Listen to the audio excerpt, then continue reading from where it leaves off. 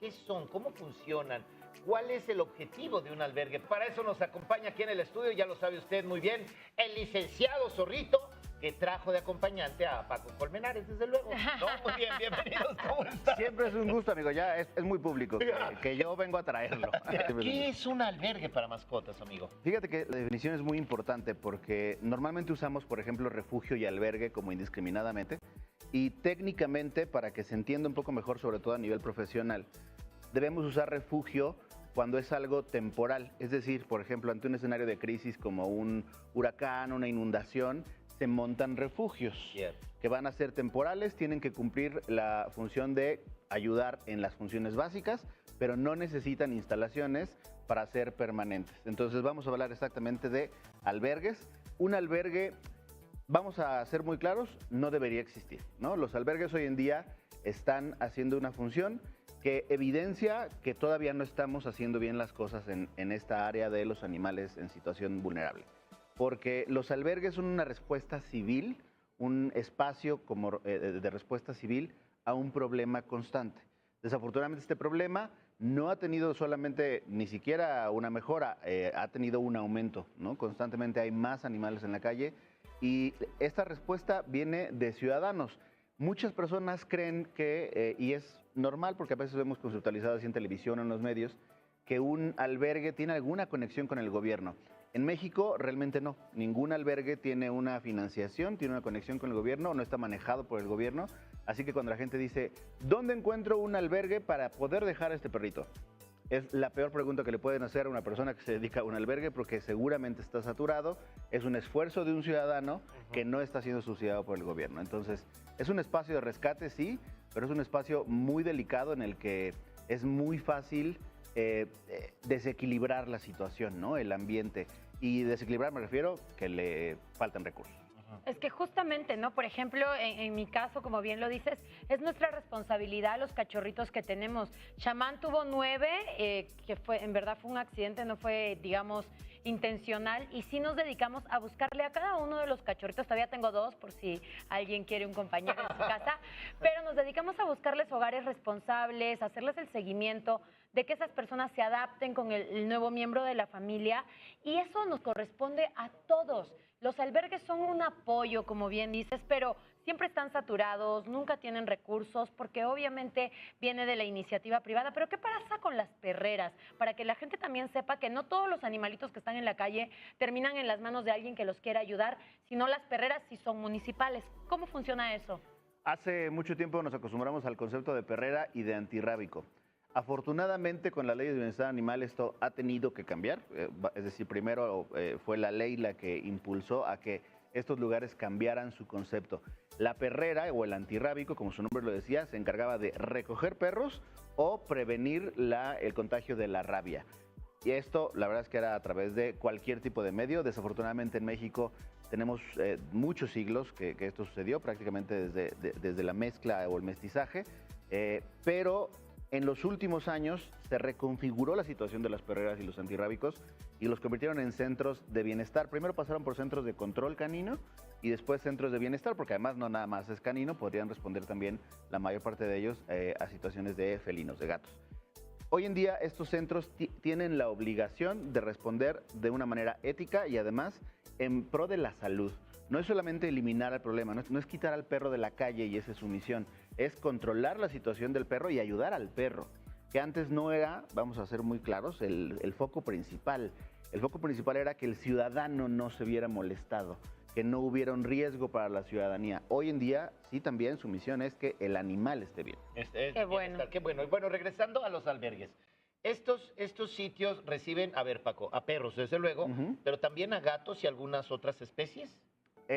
Prácticamente perros y gatos. Todas las demás especies deberían de ir a otras instalaciones. Mayormente podríamos entender, por ejemplo, Profepa, ¿no? Que se dedica a la fauna silvestre, okay. Semarnat en el caso de nivel federal.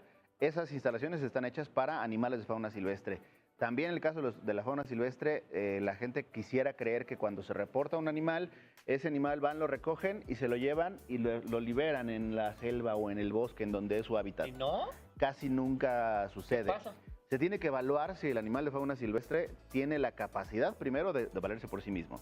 Porque si nació en cautiverio o lo capturaron muy pequeño, probablemente no aprendió todo lo que necesita para vivir en libertad. Después evaluarlo en salud, no se pueden arriesgar a que tenga una enfermedad y se libere, una enfermedad que haya adquirido en un entorno doméstico, y se libere y esa enfermedad sea contagiosa para sus congéneres.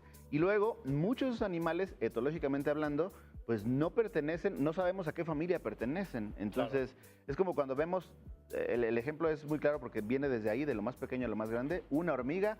Si anda una hormiga por ahí perdida y agarramos esa hormiga o queremos empujarla a un hormiguero, probablemente ese hormiguero no es el suyo y probablemente va a morir de inmediato. Lo mismo pasa con la fauna silvestre, hay que tener mucho cuidado, no es tan sencillo, y en el caso de los lugares como Profepa, pues tendrán que analizarla y probablemente se quede ahí resguardado ese animal. Por un tiempo. Ahora, estabas hablando de la conciencia que hemos hecho y creo que eso es un avance como humanidad, Paco, porque buscar el bienestar animal es fundamental. Por ejemplo, Bukele allá en El Salvador ya construyó el primer hospital, vamos a decir, estatal para los animalitos, para las mascotas. ¿En qué podría cambiar el panorama que, por ejemplo, en México tengamos más acceso a una salud pública animal? Hoy tenemos en México algunos ya hospitales que provienen del Estado, digamos, de la financiación del Estado. Los hospitales son públicos.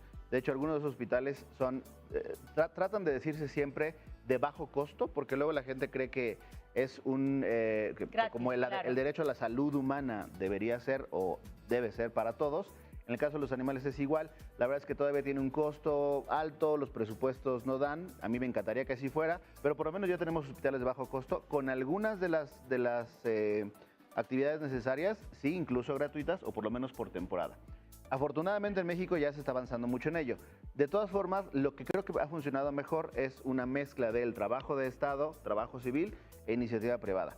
Porque mucho del trabajo voluntariado es civil, me refiero a ciudadanos que tampoco tienen ninguna conexión con una empresa o con un negocio. Son personas que normalmente incluso terminan desgastando más de su presupuesto y más de lo que deberían. Y eso también es una situación delicada porque llega un momento en que arriesgan su vida, ¿no? Pero ahí vamos. En los albergues les brindan, obviamente, pues el refugio para que ahí vivan, alimentación, pero también hay otro tipo de servicios, sería como médico y esta cuestión para los animalitos. Deberían tenerlo. El problema justamente es que los albergues hoy en día no están estandarizados. Tú puedes poner tu albergue en casa, por así decirlo, empezar a recoger animales y llega un punto en que dices, pues ahora tengo un albergue. Pero el proceso del albergue no está... Sí, de verdad. Cuando te dicen, oye, parece albergue. Sí, hay personas que pasaron de parece a es un albergue después de un cierto número. El proceso de los albergues tendría que estar estandarizado con presencia médica, ayuda de un médico veterinario, de preferencia que el médico veterinario sea un responsable que esté prácticamente firmado, que él responde por lo que está sucediendo allí, por lo menos que está informado de lo que está sucediendo, pero que además tenga un proceso de recuperación y de reinserción social, vamos a decirlo, así como funciona con los seres humanos, que lleguen a adoptarse esos animales. Si se van a quedar ahí para siempre, pues está fallando un paso. Está muy padre esto que dices, porque en realidad hay mucha gente que ama a los animalitos, pero que de repente tiene un trabajo que es muy, digamos, demandante. Claro. También de repente viven en un lugar donde no permiten mascotas, pero los ama. Entonces, contactar con estos albergues para ser voluntario, para padrinar, es una manera también de recibir su amor, porque los albergues, si necesitas ayuda, te reciben y tú puedes ir a ayudar a limpiar, bañarlos, jugar con ellos, pasearlos, y es una manera de tener una mascota, digamos, también en ese apoyo. Sí, es una forma de tener, les digo yo, tener un perro o un gato de manera temporal, ¿no? O sea, no puedes tenerlo toda la semana. Bueno, yo tengo mi perro, pero está en ese albergue, voy todos los sábados y lo ayudo. Le apadrino cosas, lo paseo. Lo promuevo para adopción. Lo promuevo, claro, le saco fotos.